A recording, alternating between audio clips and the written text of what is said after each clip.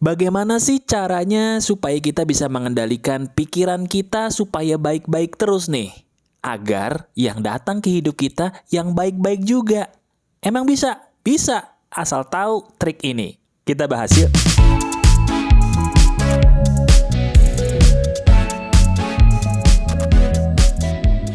Halo teman-teman, apa kabar? Ada saya kembali Aryan Surya, sahabat baik kamu dari Pagar Kehidupan di Podcast Pagi. Benar, kemarin-kemarin di video-video sebelum ini kamu bisa lihat di deskripsi ya. Seandainya kamu pengen tahu video apa sih yang saya maksud.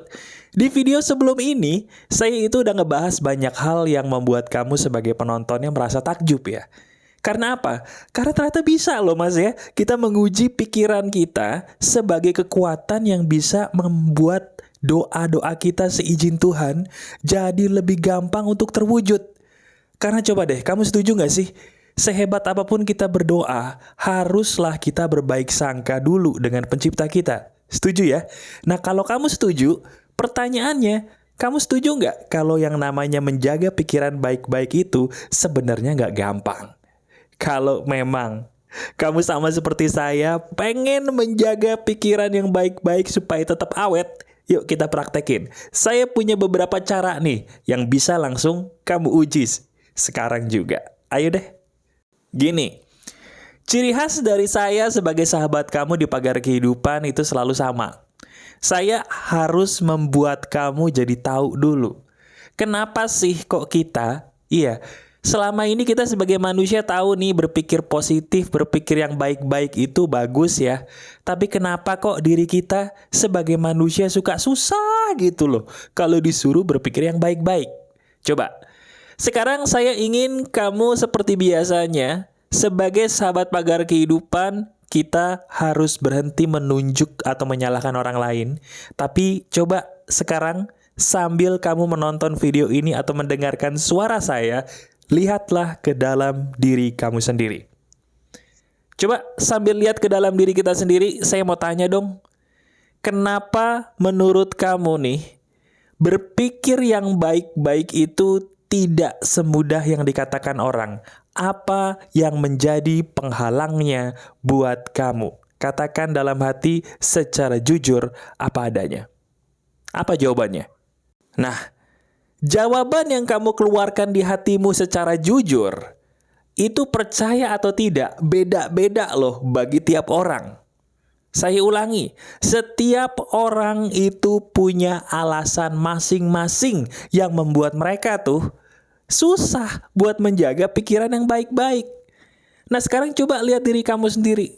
Dengan alasan yang sudah kamu katakan secara jujur apa adanya barusan, kenapa diri kamu selalu menjadikan alasan itu sebagai satu-satunya, dengerin, satu-satunya alasan supaya kita tidak bisa berbuat atau berpikir yang baik-baik lagi? Jawabannya gampang. Karena memang diri kamu sebenarnya di lubuk hati yang terdalam gak yakin dengan kekuatan pikiranmu sendiri. Betul apa tidak? Nah sekarang, saya punya sebuah tips sederhana. Tolong kamu taruh tips ini di benak kamu untuk selamanya, sampai kamu tua bahkan. Karena tips ini sederhana banget, tapi powerful. Dengerin baik-baik. Apapun kalimat yang ada dalam kepala kita, itu menentukan jalan hidup kita. Saya ulangi, dengerin ya. Apapun kalimat yang ada dalam pikiran kita, itu menentukan jalan hidup kita sendiri. Titik. Bahasa gampangnya gini, diri kamu menjadi susah untuk berpikir baik-baik secara awet, itu karena kalimat-kalimat yang di pikiranmu selama ini belum benar. Kalau kalimat di pikiran kita benar, seizin Tuhan, insya Allah semuanya awet. Nah sekarang tugas saya di video ini untuk memberikan kamu sebuah kalimat-kalimat, lebih dari satu bahkan. Kalimat-kalimat ini tolong kamu hafalkan dan kamu resapi, karena dari sini seizin Tuhan hidup kamu bisa berubah. Oke? Dengerin aja dulu sambil kamu menganggukkan kepala ya kalau kamu setuju. Nih yang pertama. Kamu setuju nggak? Jika kita ingin bahagia, berhentilah untuk merubah orang lain. Karena orang lain tidak mau kita rubah dan tidak akan bisa kita rubah. Titik. Nih kita bahas dulu nih satu kalimat ajaib ini. Ini saya taruh paling depan. Kenapa? Karena jujur ya, yang paling bikin kita tidak bahagia itu apa? Kita berpikir orang lain bisa berubah. Betul apa enggak? Jujur deh. Hubungan asmara contohnya menjadi rusak gara-gara ya mindset yang satu ini masih salah. Kita berpikir orang itu bisa sebaik dulu lagi buat kita. Padahal kenyataannya kesempatan udah banyak loh kamu kasih buat dia, tapi nggak berubah tuh, capek. Atau mungkin kamu kerja nih, di lingkungan kerja kamu udah terbukti toksik.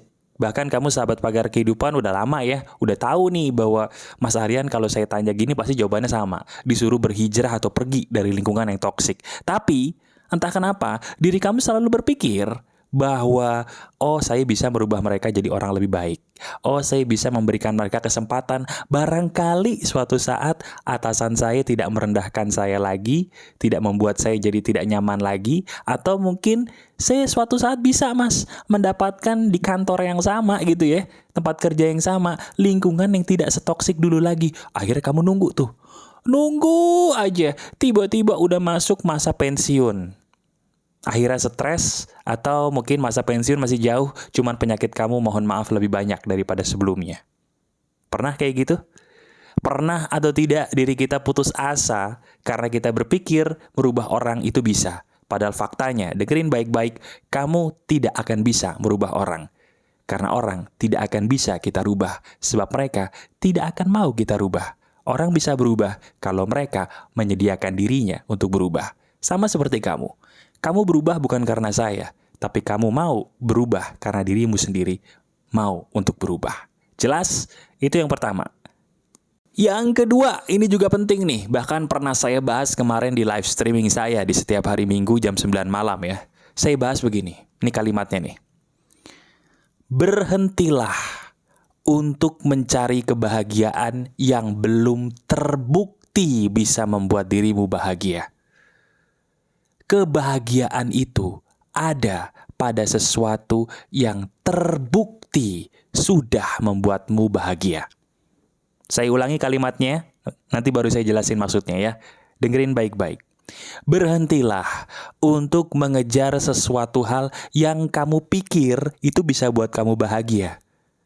Padahal hal itu belum terbukti loh bikin kamu bahagia. Kejarlah sesuatu hal yang memang terbukti, udah ada buktinya, pernah bikin kita bahagia. Jadi jangan pernah kita mengejar sesuatu hal yang kita sendiri belum yakin bahwa itu loh yang kita mau. Contohnya gini deh, kenapa kita selama ini ngos-ngosan ngejar sesuatu, ngejar orang lah, ngejar duit lah, ngejar pekerjaan lah, ngejar ngejar ini sampai capek. Kenapa? Jawabannya karena kita selama ini halu. Tahu dari mana apa yang kita kejar itu bisa membuat kita bahagia. Kamu sekarang lagi ngejar apa? Coba lihat. Pikirin hal apa yang baru-baru ini kamu kejar dan bikin hidup kamu jadi capek.